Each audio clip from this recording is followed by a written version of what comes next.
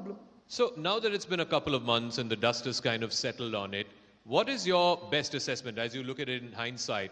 What exactly went wrong? Because the criticism from that side is the Thackerays were inaccessible. The criticism from the other side is, oh, the succession plan was very clear now that Aditya has been moved up as a cabinet minister. So what is there for others, other leaders? So what is your best assessment of what went wrong? Were you inaccessible? Were you blindsided? What was it? I think there were multiple factors that put the pressure on them to jump ship. Apart from that, of course, in terms of inaccessible, I think I was roaming around, I was everywhere. They've shifted goalposts left, right, center. First, they blamed our allies for spoiling their political fortunes. Then they've blamed them for not giving them political funds for the constituencies or for the departments, which was read out. Then they spoke about Hindutva, their narrative, which we, obviously read our whatever we've done, and that was spoiled. Then, I don't know, succession plans, I had ministries that were not asked by anybody. Typically, till I took up the environment ministry, till I took up the protocol ministry, or till I took up the tourism ministry. These were ministries given to people who you want to make ministers, but not very prominent ones.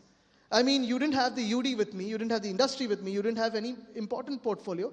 And these were portfolios, especially something like the UD, which no chief minister in the past 40 years has ever parted with. What more do you give to the people? What more do you give to these 40 people?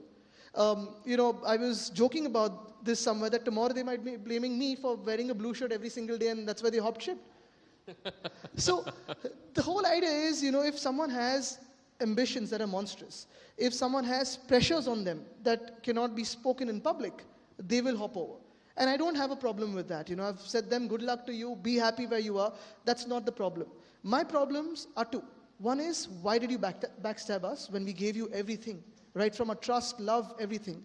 And two, if you wanted to hop over, why haven't you yet resigned, as it happens in a regular democracy, and contested elections and then gone over to the other side?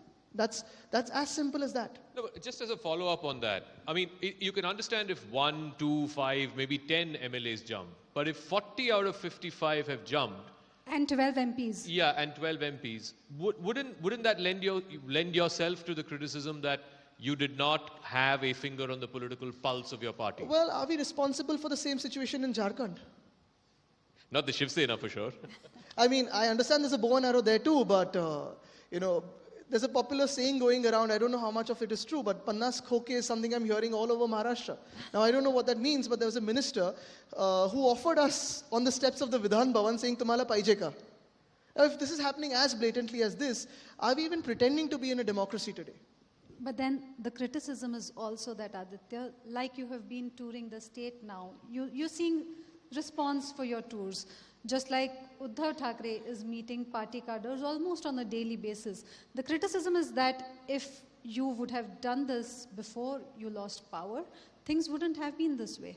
I agree, but if you see the visuals that we had in the film before, I was wearing a mask and roaming around almost everywhere. Had I not roamed around, those visuals wouldn't have been available to people. Two, of course, just like I was a serving minister in the earlier government, most of these people, there were about 9 ministers who've become ministers again, were district guardian ministers.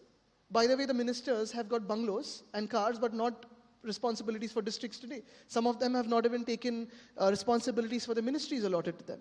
But they were responsible for their own districts. So if they expected me to roam around in their districts, wouldn't that be infringing on, their work as well, and something they've blamed me? So they need to decide whether I was roaming around or not, and whether I was looking into their ministries and districts or not, and then blame me for something, not blame me both ways. A very